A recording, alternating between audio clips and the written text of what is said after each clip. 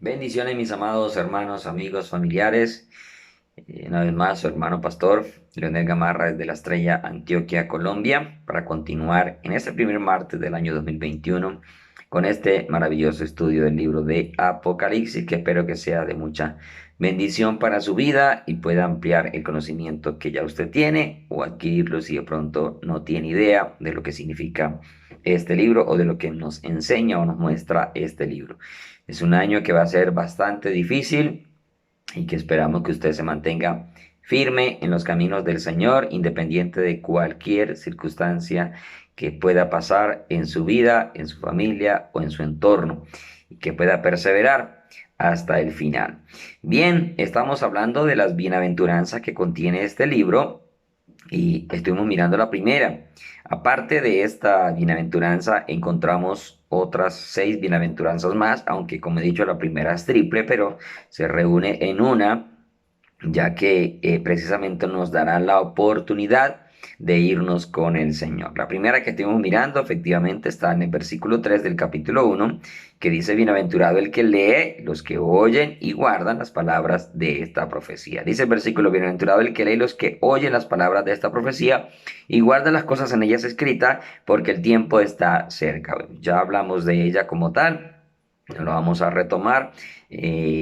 Porque ya la miramos. La siguiente bienaventuranza que encontramos en este libro de Apocalipsis es para los muertos en el Señor. Apocalipsis 14:13 dice, oí una voz que decía desde el cielo, perdón, oí una voz que desde el cielo me decía, escribe, bienaventurado de aquí en adelante los muertos que mueren en el Señor. Sí, dice el Espíritu, descansarán de sus trabajos porque sus obras con ellos siguen bien. Aquí hay una bienaventuranza en medio de la gran tribulación, diciendo que bienaventurados los que mueren en el Señor. Efectivamente, en la gran tribulación habrá salvación también. Aquellos que por alguna razón se quedan o que no creían y en ese momento de la gran tribulación comienzan a creer y comienzan a buscar al Señor y mueren por causa del Señor, ellos son bienaventurados porque efectivamente van a vivir con el Señor. Otra, más adelante profundizaremos al respecto, ¿no? Porque obviamente en la gran tribulación hay salvación, solo que será un costo demasiado alto y que si nosotros acá por el frío, por el calor, porque nos duele una uña, nos cuesta buscar a Dios, aún en esta pandemia nos cuesta buscar a Dios, imagínese en la gran tribulación. Bien, otra bienaventuranza la encontramos en Apocalipsis 16:15, que nos habla de los bienaventurados los que velan y guardan sus vestiduras. Recuerde, como cristianos, nosotros tenemos unas vestiduras, ¿cierto? Para nosotros hemos de guardarlas para irnos con el Señor, porque por eso la palabra nos habla de que debemos ser irreprensibles y que tenemos que tener un vestido conforme a la imagen del que lo creó. Dice Apocalipsis 16:15, he aquí yo vengo como ladrón. Bienaventurado el que vela y guarda sus ropas para que no ande desnudo y vean su vergüenza. Si nosotros queremos irnos con el Señor en el arrebatamiento, debemos de estar bien velando y guardando nuestras vestiduras para que no se manchen con el pecado y podamos estar vigilando, como también dijeran Lucas, velad para que seáis tenidos por digno de escapar de las cosas que vendrán. Otra bienaventuranza la encontramos en Apocalipsis 19:9, que son los invitados a la cena de las bodas del Cordero. Y el ángel me dijo, escribe, bienaventurados los que son llamados a la cena de las bodas del Cordero. Y me dijo, estas palabras son verdaderas de Dios. Obviamente, cada uno de estos versículos los vamos a analizar dentro de su contexto más adelante. Pero quiero decirle algo, ¿no? Yo espero que no sea simplemente un invitado a las bodas, sino que usted sea parte de la novia. Cuando veamos a profundidad más, va a comprender por qué le digo estas palabras. Espero que sea no solo un invitado, sino que sea parte de la novia. Otra bienaventuranza está en Apocalipsis 26. Bienaventurados los que tienen parte en la primera resurrección. Dice el versículo 6. Bienaventurado el santo. Bienaventurado y santo el que tiene parte en la primera resurrección. La segunda muerte no tiene potestad sobre esto, sino que serán sacerdotes de Dios y de Cristo y reinarán con él 1000 años. Aquí quiero hacer un pequeño paréntesis aunque como les repito, no estoy profundizando en cada una de las bienaventuranzas para que las miremos dentro de su contexto, para que usted tenga una información y usted no le tenga miedo a leer Apocalipsis. Que usted sepa desde ahora que Apocalipsis es un libro que tiene muchas bienaventuranzas y sabemos que bienaventuranza es dichoso, feliz, que a usted no le dé susto leer porque encuentra muchas figuras acá y obviamente cosas terribles que van a suceder, pero que no debe darle susto, a nosotros no nos debe dar miedo leer la palabra del Señor. Acá la palabra dice bienaventurado y santo el que tiene parte en la primera resurrección. Se le llama primera resurrección a aquellos que van a resucitar al final de la gran tribulación. ¿Por qué es primera resurrección? Porque efectivamente es la primera resurrección donde, la misma palabra lo dice, resucitan muertos. Y al arrebatamiento, ¿por qué no se le llama primera resurrección? Si va a haber resurrección antes de la gran tribulación. Bueno, porque en el arrebatamiento hay resurrección de muertos en Cristo, pero también hay transformación de vivos en Cristo. Suceden dos eventos. Es decir, no solamente resucitan muertos para ser llevados a las nubes, para irnos en el arrebatamiento, sino que también los que estemos vivos, y yo tengo la esperanza de estar vivo, porque creo que esta es la última generación y será la generación que vivirá el arrebatamiento y la gran tribulación. Sí, tengo la esperanza de ser transformado, al igual que sé que muchos de ustedes también tienen esa esperanza de estar vivo y ser transformado. Entonces, como en el arrebatamiento hay la mezcla de vivos y muertos, la Biblia no lo llama primera resurrección, pero al final de la gran tribulación solo resucitan muertos, no van a haber vivos transformados, porque los que sobreviven a la gran tribulación no van a ser transformados. Los que sobreviven a la gran tribulación van a continuar viviendo su vida en esta carne, en esta humanidad que nosotros ahora tenemos. Ellos siguen viviendo, no son transformados, entre ellos el pueblo de Israel y pues los que más sobrevivan, ¿cierto? Ellos siguen viviendo en esta carne, en esta humanidad, y son los que vuelven a poblar la tierra nuevamente durante el milenio. Si al final de la gran tribulación la resurrección se diera juntamente con la transformación de los vivos, entonces no habría quien poblara la tierra en el milenio.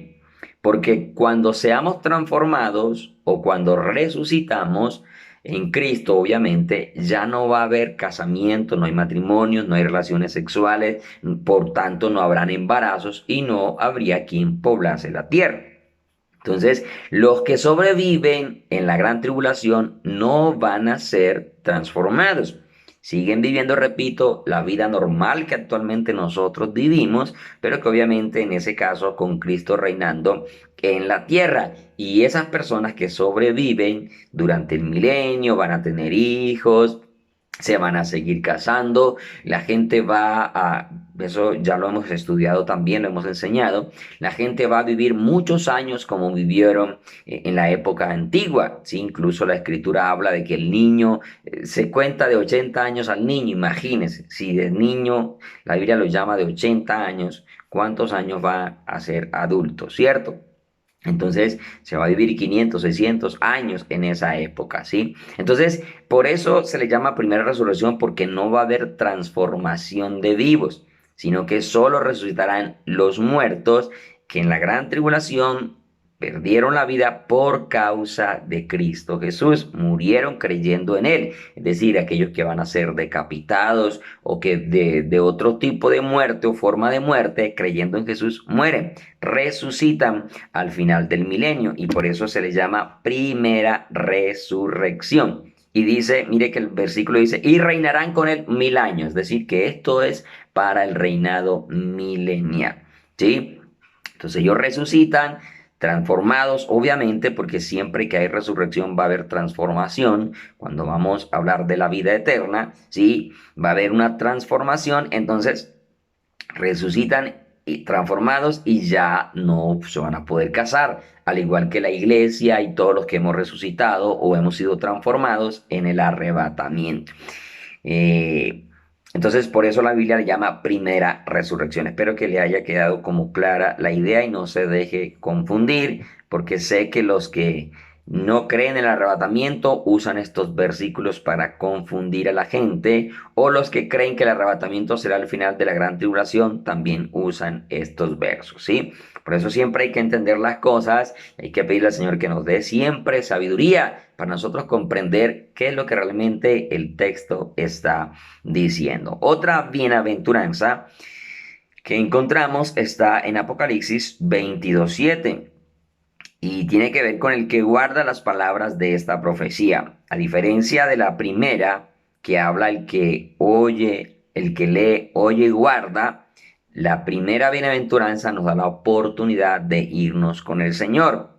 La que sigue, que es el que guarda las palabras de esta profecía, está también para dentro de los que se quedan en la gran tribulación y tienen la oportunidad de ser salvos. ¿Sí? Dice, he aquí vengo pronto, bienaventurado el que guarda las palabras de la profecía de este libro. Nosotros podemos tomar el verso tanto para irnos antes del arrebatamiento y guardar, porque el Señor viene pronto, como también para aquellos que se quedan en la gran tribulación, sabiendo que el periodo de ese tiempo también es corto, solo que como será terrible, parecerá eterno. Nosotros sabemos que cuando los momentos son difíciles, aunque sean pocos minutos, a nosotros se nos parece eterno. De hecho, cuando a veces tenemos mucho afán y estamos haciendo una fila y nos toca esperar 5 minuticos, nosotros sentimos esos 5 minutos, pero eternos, ¿cierto? Y cuando estamos muy entretenidos, cuando nos agrada lo que estamos haciendo, el tiempo se va y una hora es como si fueran 5 minutos. Bien, y otra bienaventuranza también la encontramos allí en Apocalipsis 22:14, que tiene que ver con los bienaventurados, los que lavan sus vestiduras. Dice el versículo 14 de Apocalipsis 22, bienaventurados los que lavan sus ropas para tener derecho al árbol de la vida y para entrar por las puertas en la ciudad. Sabemos que acá también esta bienaventuranza es aplicable para absolutamente todos antes de la gran tribulación, en medio de la gran tribulación, para poder tener derecho al árbol de la vida. Y lavar la ropa significa tenerlas limpias. Y sabemos que nosotros podemos ser lavados y limpiados es por medio de la sangre del cordero. Hay que entender algo y es que acá no se mira el lavar la ropa con jabón, porque la escritura misma dice que aunque nos lavemos con jabón y lejía, la mancha del pecado no se nos quitará. Y la única manera de mantener las ropas, que son un sentido espiritual, lavadas, limpiadas, que tiene que ver con nuestra vida, nuestra conducta, nuestro testimonio, es por medio de la sangre de Cristo Jesús, que es lo único que puede lavarnos y limpiarnos. Aquí le resumo rápidamente entonces estas bienaventuranzas que contiene el libro de Apocalipsis y que, como ya le dije, espero que lo motiven a estudiar, a conocer más el libro, a no darle miedo, a no sentir temor o terror y que, ay, qué susto leer Apocalipsis, como decía en un principio, pastores que no enseñan Apocalipsis porque la gente tiene miedo. Los cristianos no podemos tener miedo de leer la Biblia porque de hecho toda la escritura es útil para enseñarnos, instruirnos, redarguirnos, corregirnos y a prepararnos como hombres y mujeres de Dios, tanto para servirle a Él acá como para irnos también, estar en santidad para irnos con el Señor. Bien, volviendo al versículo 3, que es donde estamos hablando acerca de lo que contiene este versículo, lo que estamos enseñando, volvemos a la parte final del versículo que nos habla de que esta revelación de este libro nos advierte o advertía a la iglesia durante todos los tiempos del periodo de la gracia que el tiempo de cumplirse, tanto lo que está escrito como de irnos con el Señor, estaba cerca. Repito, la revelación de este libro nos advierte a la iglesia durante todos los tiempos y mayor a nosotros en estos tiempos que ya estamos viendo todas las cosas cumplidas de que lo que está en Apocalipsis revelado para cumplirse estaba cerca. Y eso también implica de que la iglesia irse, terminar su tiempo acá en la tierra, también estaba cerca. Leo el versículo completo, pero vamos a centrarnos en la parte final del versículo. Dice, bienaventurado el que lee y los que oyen las palabras de esta profecía y guardan. obviamente en su corazón, las cosas en ella escrita porque el tiempo está cerca. Nunca hemos dejado de predicar en este ministerio Jesucristo a la puerta que el tiempo está cerca. Y siempre lo predicaremos porque es una realidad. Hay que entender que el tiempo de Dios y el nuestro es diferente, pero aún así los tiempos de Dios están establecidos aunque sean diferentes. Y aunque para el Señor un día sean como 1000 años, sí, y para nosotros un día sea algo muy cortico o 1000 años como un día para el Señor, sí, y para nosotros 1000 años puede ser algo muy extenso, realmente el tiempo está muy cerca, y el Señor nos dejó unas características para identificar ese tiempo. Y eso es lo que vamos a analizar en esta palabra, porque el tiempo está cerca. La palabra tiempo es la palabra kairos en griego. Y esta palabra habla principalmente de una medida debida o adecuada o apropiada, una proporción ajustada. Es decir, que esta palabra estaba hablando de un tiempo específico en el cual iban a suceder las cosas. Esta palabra también denota una sazón. Y cuando hablamos de sazón, obviamente nosotros nos imaginamos la comida, lo gourmet, ¿cierto? De hecho, cuando alguien nos invita a comer y tiene buena sazón, nosotros decimos, wow, qué rica es la comida, qué deliciosa, le quedó delicioso, le quedó rico porque tiene buena sazón, ¿cierto? Como cuando hay veces nos hemos comido comidas incluso en restaurantes que deben ser de buena sazón, ¿sí? Uno a veces queda insatisfecho. ¿Por qué? Porque la sazón no se sintió rico, no se pudo disfrutar la comida, ¿cierto?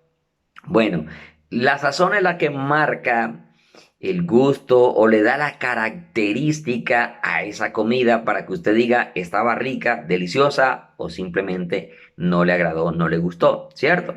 Entonces, cuando hablamos acá de kairos, de esta palabra tiempo en el griego, está hablando precisamente de esa sazón. Es decir, está hablando de un periodo de tiempo que presenta ciertas características que lo identifican, ¿cierto? Que lo definen, que nos dicen a nosotros cuán cerca o no está el tiempo. Y es importante tomarme estos minutos en este aspecto porque espero que a usted le quede muy claro realmente que nosotros estamos a punto de irnos con el Señor en el arrebatamiento. Otra palabra para la palabra tiempo es la palabra cronos. Esta palabra cronos es la palabra que en términos castellanos se usa para cronómetro, es decir, para marcar un tiempo, ¿cierto? Los que tenemos algún tipo de reloj con cronómetro o los que hemos visto alguna actividad deportiva colocan un cronómetro, ¿cierto? A medir un tiempo específico como tal. Bien, entonces esta palabra cronos denota precisamente un lapso de tiempo, sea largo o sea corto. Usted sabe que el cronómetro usted lo puede programar en el tiempo que usted defina, ¿cierto? O quiere. Hablando entonces en términos generales, la palabra cronos expresa la duración de un periodo y la palabra kairos destaca las características particulares o peculiares de ese periodo. Óigase bien, la palabra cronos hablaría de un tiempo específico y la palabra kairos habla de las características de ese tiempo. Es decir, no es simplemente que recorre un cronómetro 1 hora, 2 horas, sino que durante ese recorrido hay unas características particulares o peculiares de ese cronómetro que está allí, o de ese tiempo más bien, que está allí recorriendo. Y yo soy de los que creo que las profecías bíblicas y cosas en la escritura nos iluminan para entender que nosotros vivimos los últimos tiempos. Y una de las cosas que a nosotros nos habla de que este tiempo en el que nosotros estamos viviendo realmente es el cronos que se está terminando. Y ese cronos, que es el tiempo específico, ¿sí? Tiene todas las características, la sazón, ¿sí? Que nos anuncia a nosotros que definitivamente el tiempo está cerca. Cuando usted lee las profetas menores, usted encuentra una profecía que dice, después de 2 días nos dará vida, al tercer día viviremos delante de él. Y recordando que ya eso también lo hemos enseñado, ¿sí? Es en el libro del profeta Oseas.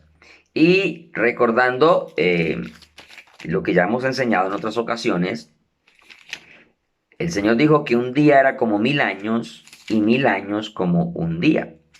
Y después de que Cristo fue levantado hacia el cielo, nosotros estamos a punto de pasar o entrar a los 2 días. Óigase bien, a los 2 días. ¿Dónde está esta profecía? Está en Oseas capítulo 6, versículo 1 y 2. Dice, venid y volvamos a Jehová, porque él arrebató y nos curará, hirió y nos vendará, nos dará vida después de 2 días. En el tercer día viviremos delante de él. Si nosotros miramos el calendario gregoriano, Jesús habría ascendido en el año 33 aproximadamente al cielo, ¿cierto? Obviamente el calendario hebreo y el gregoriano es diferente. Sin embargo, solo para que usted tenga una idea, si un día es como 1000 años y 1000 años es como un día, entonces 2 días estaremos hablando de 2000 años, ¿cierto? Si Jesús asciende en el 2033 aproximadamente, porque no se ponen de acuerdo los historiadores en el tiempo en que nació, pero yo lo tomo así, si él es el que parte el año, la historia en dos, entonces el año 1 es el año en que vino, ¿cierto? Y el 33, que fue los años que vivió y subió al cielo, entonces estaríamos hablando de que para el 2033 estamos a escasamente 12 años. Ojo, con esto no estoy diciendo que faltan 12 años para que Él venga, no. Porque precisamente por algo también Dios no permitió que se pusieran de acuerdo los historiadores en el tiempo exacto en que Él vino acá a la tierra. ¿Para qué? Para que nosotros realmente estemos preparados, porque nosotros no podemos tener un calendario y marcar, ay, faltan 12 años para que el Señor venga. No, porque el tiempo realmente está cumplido. Ahora, si nosotros nos vamos al calendario lunar, el calendario judaico de los judíos de Israel, obviamente ya hemos pasado ese tiempo porque el calendario de ellos tiene menos días que el calendario gregoriano. Entonces significa de que ya estaríamos en el 2033 a raíz de ese calendario. La otra vez saqué una cuenta, en este momento no me acuerdo porque la hice hace varios años atrás, pero independiente de las cuentas que les manifieste, no le estoy diciendo que faltan 12 años para que Él venga, no, le estoy diciendo que su venida puede ser hoy, que los tiempos y todo eso nos anuncian de que realmente su venida está a las puertas, a las puertas. Entonces, volviendo a la definición de Kairos Cronos, ¿sí? Entonces, Cronos, repito, es ese tiempo que ya Dios estableció. Usted vamos a leer en Apocalipsis que Dios tiene juicios, ángeles preparados para día, hora, mes y año. O sea, hay algo que ya está establecido y ese tiempo no se va a alargar. Ya Dios lo tiene establecido en el Cronos, ¿cierto? En el Cronos de Dios. Y el Kairos de Dios, que son las características, nos están a nosotros diciendo que ese tiempo está cerca, iglesia. Y eso es lo que tenemos que nosotros comprender y entender, ¿sí? Entonces, repito, perdóname que sea repetitivo, pero espero que le quede claro, ¿sí? Y con palabras sencillas, no creo que estoy usando términos acá para que usted no me comprenda, ¿sí?